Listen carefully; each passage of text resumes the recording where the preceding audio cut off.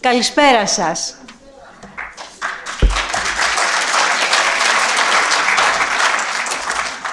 Βλέπω ότι έχουμε μία αίθουσα τόσο πολύ γεμάτη και είναι η χαρά μου απερίγραπτη. Εδώ οι μαθητές μας, φίλοι της αστρολογίας που την αγαπάτε, σας ευχαριστούμε πάρα πολύ για αυτό το ωραίο απόγευμα που μας προσφέρετε. Είμαι η Βάσια Μαυράκη, συγγραφέας, αστρολόγος, παιδί της εναλλακτικής παιδείας και της Βάσιας Κόντι, και απόψε εγώ θα σας μιλήσω για τις εκλήψεις. Πριν όμως από αυτό, θα ήθελα να ευχηθώ καλή χρονιά σε όλους σας, να έχετε έτσι ένα υπέροχο νέο έτος όσο φυσικά γίνεται και μας επιτρέπει το σύμπαν. Και αν θα ήθελα να σας πω κάτι που πρέπει να προσέξουμε για αυτή τη χρονιά, θα είναι τα οικονομικά μας.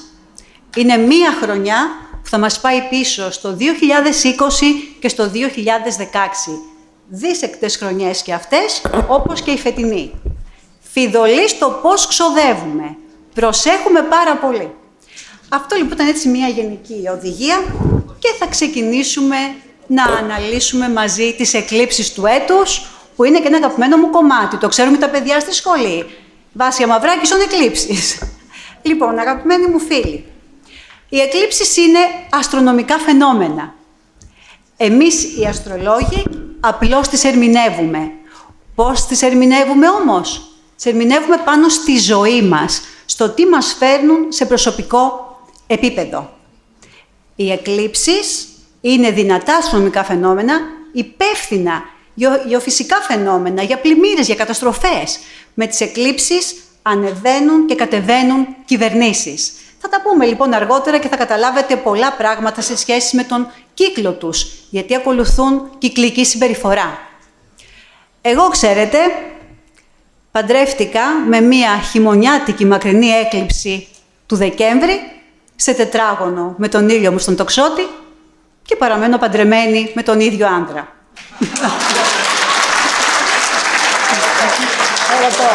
Αεροπόρο, ναι. Επίσης, με μία έκλειψη πάνω στα γενέθλιά μου, βγήκα για πρώτη φορά στην τηλεόραση. Με μία καλοκαιρινή έκλειψη στην πύλη του καρκίνου έγινα για πρώτη φορά γιαγιά.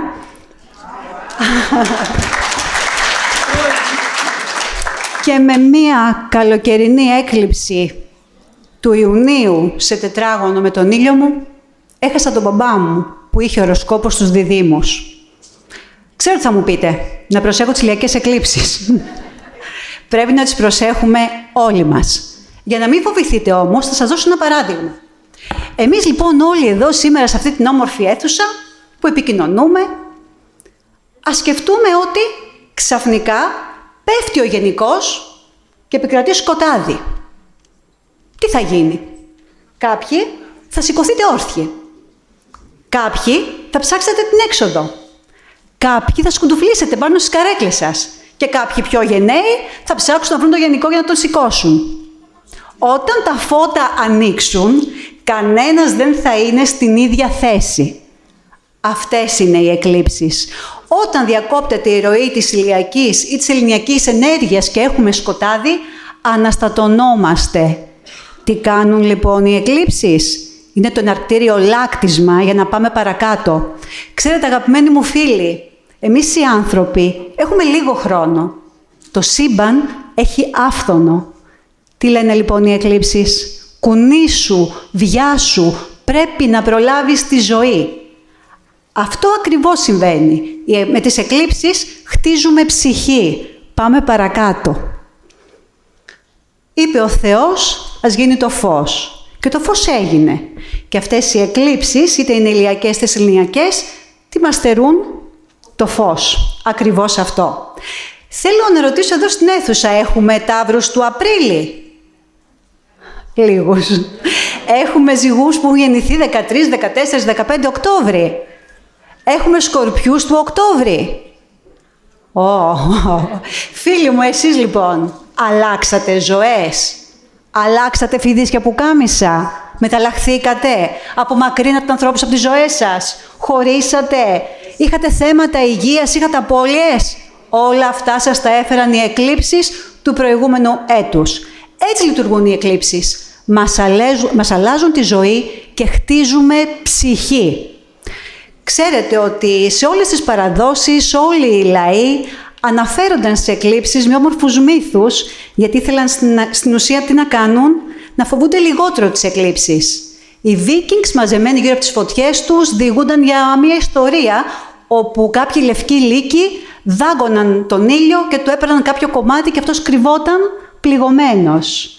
Στο Βιετνάμ μιλούσαν για πύρινους λύκους που κυνηγούσαν τον ήλιο και το φεγγάρι και αυτά κρύβονταν. Οι μάγισσες στο Μεσαίωνα μάγευαν τον ήλιο και τον κρατούσαν για λίγο δικό τους. Άπειρες ιστορίες, μονόκεροι, εξωτικά, μάγισσες, ό,τι μπορείτε να φανταστείτε. Για ποιο λόγο? Για να ερμηνεύσουν οι άνθρωποι αυτό το απροσδόκητο. Εξαρτώμαστε από τον ήλιο, εξαρτώμαστε από τα φώτα, ήλιο και σελήνη. Και τι μας δείχνουν οι εκλήψεις? Ότι ακόμα και τα φώτα, οι σταθερές αναφορές της ζωής μας, είναι ικανά για τον απάντεχο. Αυτό σημαίνει. Αυτές είναι οι εκλήψεις. Με εκλήψεις λοιπόν, όπως θα δείτε παρακάτω, γιατί οι εκλήψεις δεν αφορούν μόνο σε πρόσωπα. Αφορούν σε χώρες, αφορούν σε κάθε ημερομηνία γέννησης που μπορεί μία έκλειψη να συμβεί. Κάθε χρόνο αυτό που συνήθως έχουμε είναι 4 εκλήψεις. 2 ηλιακές, 2 σεληνιακές. Έχουν υπάρξει και έτη που αυτό δεν έχει γίνει έτσι. Θα σας θυμίσω το 20. Είχαμε 6 εκλήψεις. Θυμόσαστε τι χρονιά ήταν το 20, Και δυστυχώς εντός εισαγωγικών οι εκλήψεις που θα γίνουν και το 24, αλλά και το 25 και το 26 θα έχουν μία μικρή αναφορά εκεί πίσω. Εκλήψεις λοιπόν. Εκλήψεις και Ελλάδα. Οι εκλήψεις, ξέρετε, είναι μονοπάτια που δεν χορταριάζουν ποτέ. Γιατί κάθε φορά που πλανήτες περνούν από τις μοίρες που έχει συμβεί μία έκλειψη, τι κάνουν? Τις ξυπνούν. Και οι εκλήψεις έχουν και μία περιοδικότητα. Ακολουθούν κύκλους. Έχουν μία επαναληπτικότητα εκεί στα 18,5 με 19 χρόνια. Αυτός είναι ο κύκλος του Μέτωνα, του δικού μας αρχαίου μαθηματικού, που είχε κάνει αυτή την ανακάλυψη. Επαναλαμβάνονται οι εκλήψεις στην ίδια γεωματρία κάθε 18,5-19 έτη. Και οικογένειες έχουν αυτές λοιπόν οι εκλήψεις. Ανήκουν στις οικογένειες Άρος, πάλι με την ίδια αναλογία. Εδώ λοιπόν θέλω να σας πω ότι οι εκλήψεις που θα γίνουν φέτος, το 24, αφορούν και την Ελλάδα μας και θα μας πάνε αρκετά πίσω. Θα μας πάνε και στο 2006, θα μας πάνε και στο 2010, θα μας πάνε ακόμα πιο πίσω, στο 1999. Τα θυμόσαστε αυτά τα χρόνια? Τα θυμόσαστε? Ναι. Σε όλο αυτό θα συμμετέχει και ο Πλούτονας με κάποιο τρόπο, γιατί οι εκλήψεις που θα γίνουν ειδικά της Άνοιξης θα γίνουν πάνω στις μοίρες του Πλούτονα της Ελλάδας μας. Ο Πλούτονας για μία χώρα είναι ο πλούτος, φυσικός, γεωφυσικός, υλικός. Ο Πλούτονας όμως είναι και αυτό ακριβώς που λέει το αρχέτυπό του. Είναι και απώλεια, είναι και πένθος.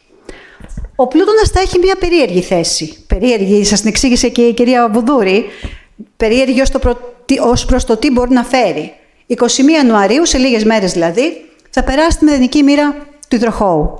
Και τι θα γίνει εκεί? Θα σταθεί ακριβώς απέναντι από τον ήλιο της Ελλάδας μας στο χάρτη της μεταπολίτευσης. 0 λιονταριού. Της ημερομηνίας δηλαδή 24 Ιουλίου του 1974. Εκεί ακριβώς θα γίνει. Ξέρετε ότι οι εκλήψεις είναι συνυφασμένες με σημαντικά ιστορικά γεγονότα. Σκεφτείτε ότι έγινε η Σταύρωση και έγινε έκλειψη ηλίου και σεισμός. Να και το γεωφυσικό που σας έλεγα πριν. Η άλωση της Κωνσταντινούπολης έγινε αφού προηγήθηκε μια σεληνική έκλειψη. Ο Θαλής ο Μιλήσιος είχε προβλέψει την έκλειψη που είχε γίνει 28 Μαΐου του 585 π.Χ., αυτή που έκρινε πια τον πόλεμο μεταξύ Λίδων και Μηδών. Και ο Οδυσσέας στην Ιθάκη με μια ηλιακή έκλειψη γύρισε. Σημαίνει λοιπόν ότι η εκλήψη και τόσα άλλα παραδείγματα, να μην σας κουράσω γιατί μπορώ να σας μιλάω ώρες για όλα αυτά, σημαίνει λοιπόν ότι φέρνουν ιστορικά γεγονότα σημαντικά. Αφορούν στην Ελλάδα μας λοιπόν φέτος. Και επειδή τα χρόνια που διανύουμε δεν είναι εύκολα και επειδή το 2024 οικονομικά θα είναι μια δύσκολη χρονιά, πρέπει να έχουμε πάντα στο μυαλό μας ότι ο πλούτονας είναι ο πλούτος, αλλά είναι και η διαχείρισή του. Και ποια είναι τα συστατικά ενός πολέμου, κυρίως οικονομικού? Όπως λοιπόν βλέπετε, είναι φυσικά τα προβλήματα των αγαθών και του επισιτισμού.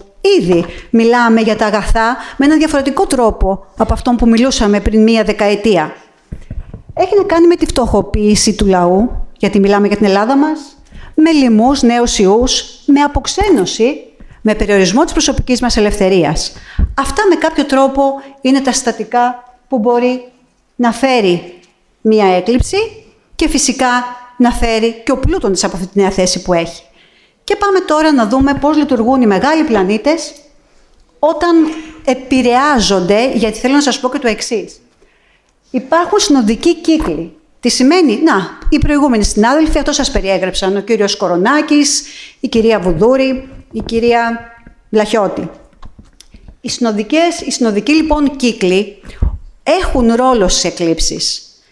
Θα σας πάω λοιπόν λίγο πίσω, ή μάλλον θα σας ξεκινήσω με την έκλειψη αυτή που έγινε 29 Μαρτίου του 2006 στις 8 μοίρες του Κριού, σε σύνοδο με τον πλούτονα της χώρας μας.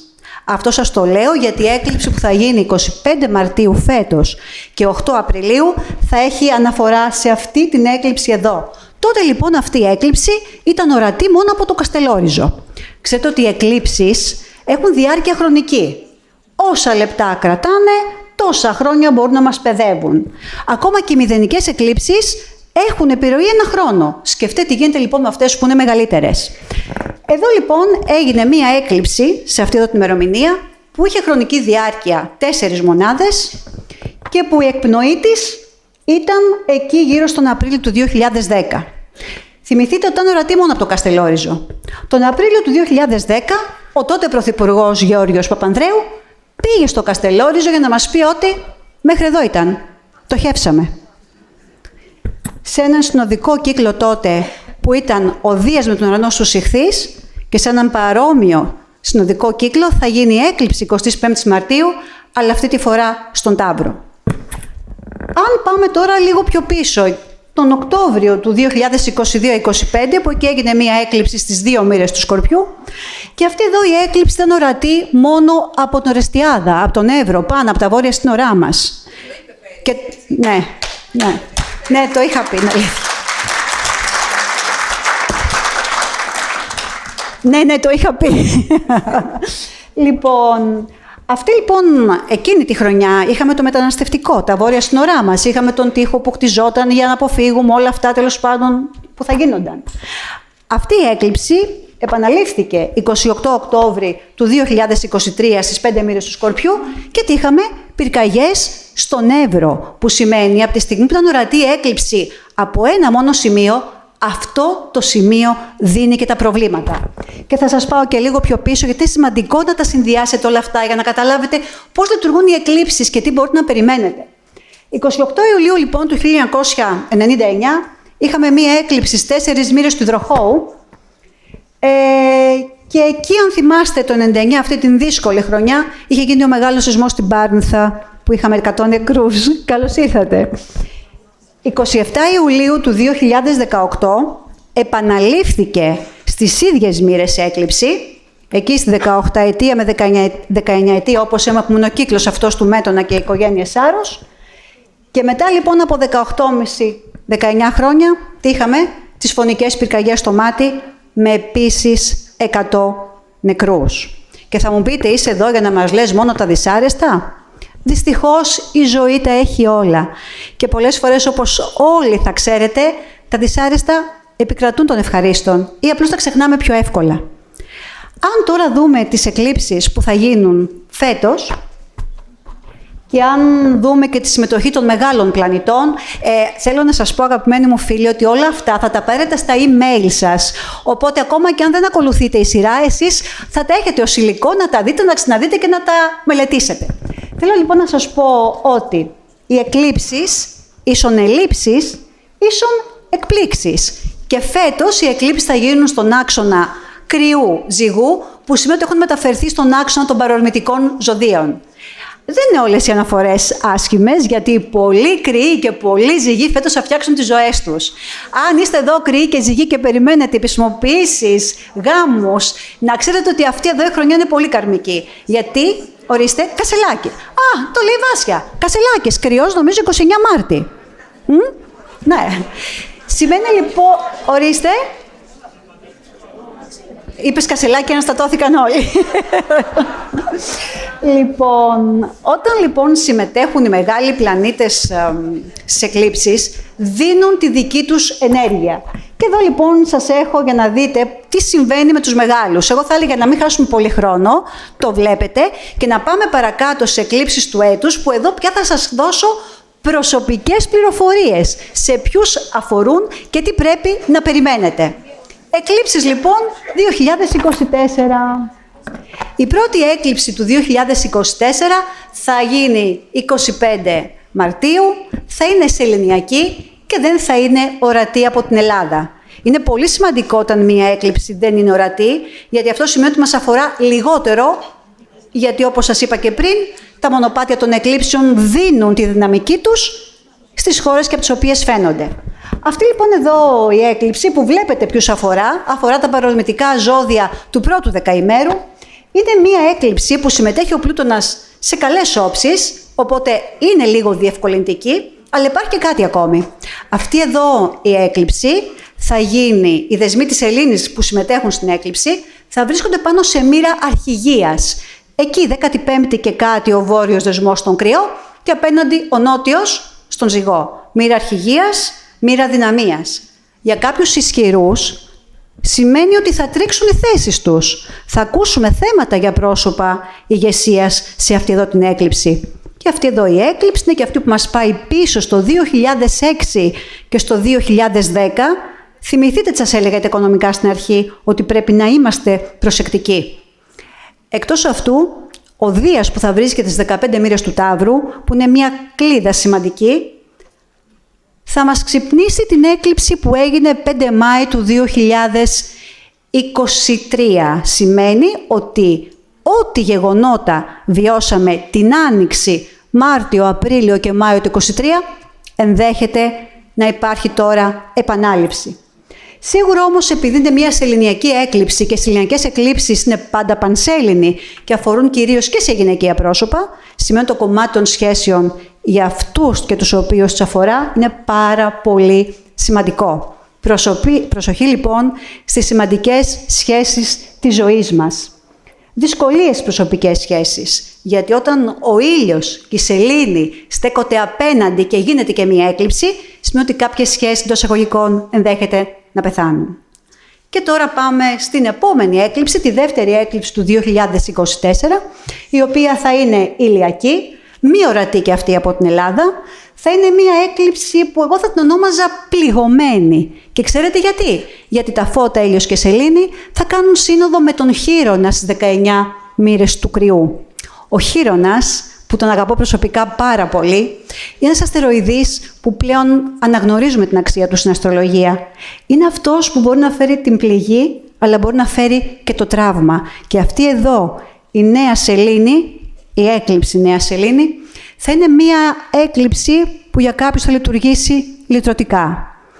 Για κάποιους θα κλείσει πληγές. Αν σκεφτείτε ότι ο Χείρονας ολοκληρώνει τον κύκλο του σε 51 χρόνια, σημαίνει ότι χρειαζόμαστε 50 χρόνια, μισό αιώνα και ένα έτος για να γιατρέψουμε τις πληγές, για να δώσουμε συγχωροχάρτια και στον εαυτό μας και στους άλλους. Σίγουρα λοιπόν αυτή εδώ η έκλειψη θα έχει να κάνει με θεραπεία των πληγών. Θέλει προσοχή σε θέματα υγείας, γιατί πάντα οι εκλήψεις μπορούν να δημιουργήσουν θέματα υγείας. Και επειδή είναι μία ηλιακή έκλειψη, θα έχει κυρίως αναφορά σε ανδρικά πρόσωπα. Πάλι θέματα ηγεσίας. Πάμε λοιπόν, και θα είναι σίγουρα και μία επανάληψη της έκλειψης του Απριλίου του 2006, γιατί θα ανήκουν στην ίδια οικογένεια Σάρος, την 139. Η τρίτη έκλειψη του 2024, που θα είναι σεληνιακή και θα κάνει μια μικρή πρόβα στον σταυρό των μεταβλητών ζωδίων, θα γίνει 18 Σεπτέμβρη του 2024 στις 25 μοίρες Παρθένου. Αυτή εδώ η έκλειψη θα είναι μια έκλειψη με συμμετοχή του Ποσειδώνα, γιατί όπου ο Ποσειδώνας βάλει το διαθλαστικό του βλέμμα, σημαίνει ότι δεν υπάρχει ξεκάθαρη κρίση. Αγαπημένοι μου φίλοι, εσείς που ανήκετε στο μεταβλητό σταυρό, και είστε δίδυμοι, είστε παρθένοι, είστε τοξότες, είστε ψαράκια.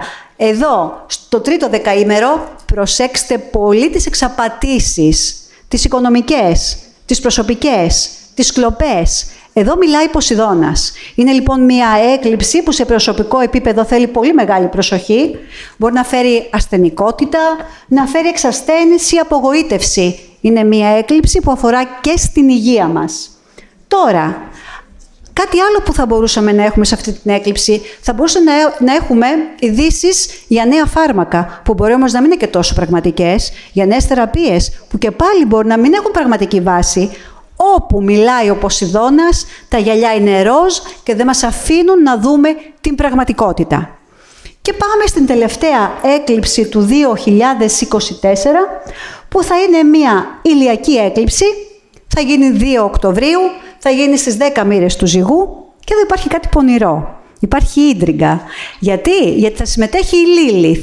Αυτή η σκοτεινή κυρία της νύχτας, η Εκάτη, θα κάνει σύνοδο εδώ με ήλιο και σελήνη, που σημαίνει τα πάθη τα ερωτικά κινδυνεύουν.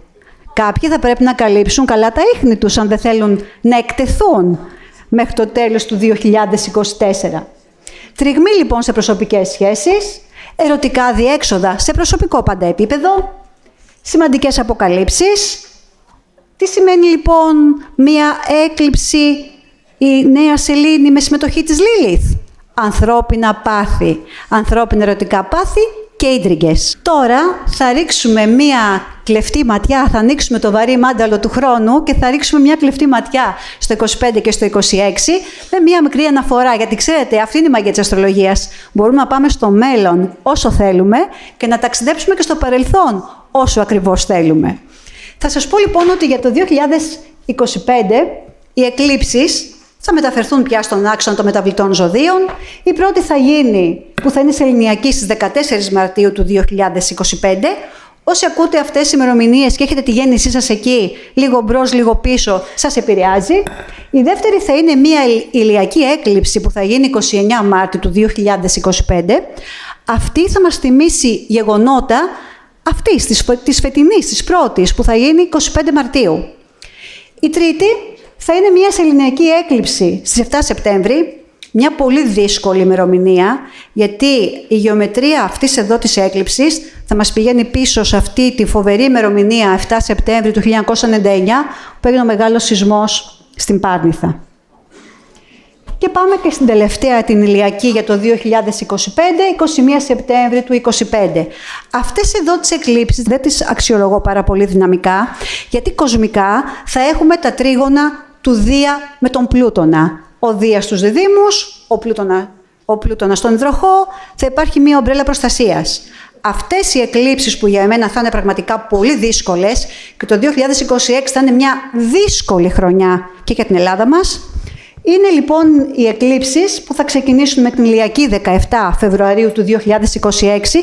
Και γιατί μιλώ για δυσκολία? Γιατί εδώ θα έχει ήδη ξεκινήσει ο συνοδικός κύκλος του χρόνου με τον Ποσειδώνα στον Κριό, που είναι δύσκολη η ερμηνεία τους. Είναι απογοήτευση, είναι νέες αρρώστιες, είναι πολύ δύσκολη η σύνοδος του χρόνου με τον Ποσειδώνα. Εδώ λοιπόν κάτω από αυτή τη σύνοδο θα έχουμε την ηλιακή 17 Φεβρουαρίου του 2026, που εδώ έχει δύο δυσκολίες.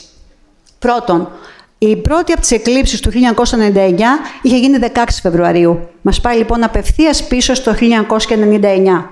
Κάτι ακόμη. Η Κύπρος μας έχει τα γενέθλιά της 16 Αυγούστου του 1960. Αυτή εδώ η έκλειψη, αγαπημένοι μου φίλοι, θα γίνει σε αντίθεση με τον ήλιο της Κύπρου. Και ό,τι συμβαίνει στην Κύπρο αφορά και εμάς. Έλεγε η γιαγιά μου ο Καπίλαρης ότι όταν η αρκούδα χορεύει στην αυλή του γείτονα, θα χορέψει και στη δική σου. Εδώ λοιπόν θέλει προσοχή. Και γιατί? Γιατί η επόμενη έκλειψη που θα γίνει, η σεληνιακή 3 Μαρτίου του 2026, αφορά τον Πρωθυπουργό της χώρας μας. Είναι πολύ κοντά στα γενέθλια του Κυριάκου Μητσοτάκη, που έχει γενέθλια στις 4 Μαρτίου. Που σημαίνει λοιπόν ότι, αν σκεφτούμε την Κύπρο και αν σκεφτούμε και μία έκλειψη πάνω στον Πρωθυπουργό της χώρας, όπως τότε το 2018, που η έκλειψη είχε γίνει του καλοκαιριού πάνω στο χάρτη του κυρίου Τσίπρα, και είδατε μετά τις φωτιές, ακολούθησε η πτωτική πορεία. Αυτές λοιπόν είναι πολύ σημαντικές οι δύο εκλήψεις.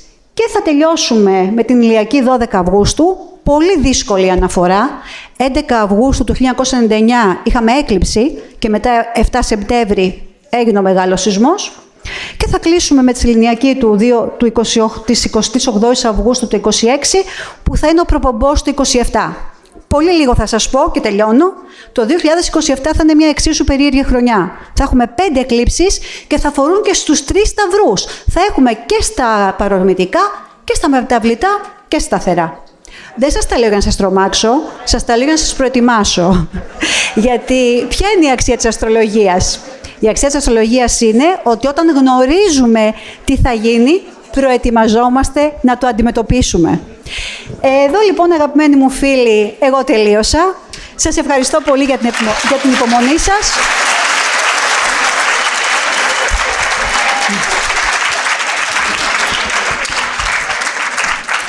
Και εγώ δεν θα τελειώσω με κάτι που είπε ο Αϊνστάιν, όπως η φίλη μου η Νόνα. Θα τελειώσω με κάτι που λέω εγώ και αγαπώ πάρα πολύ να το λέω.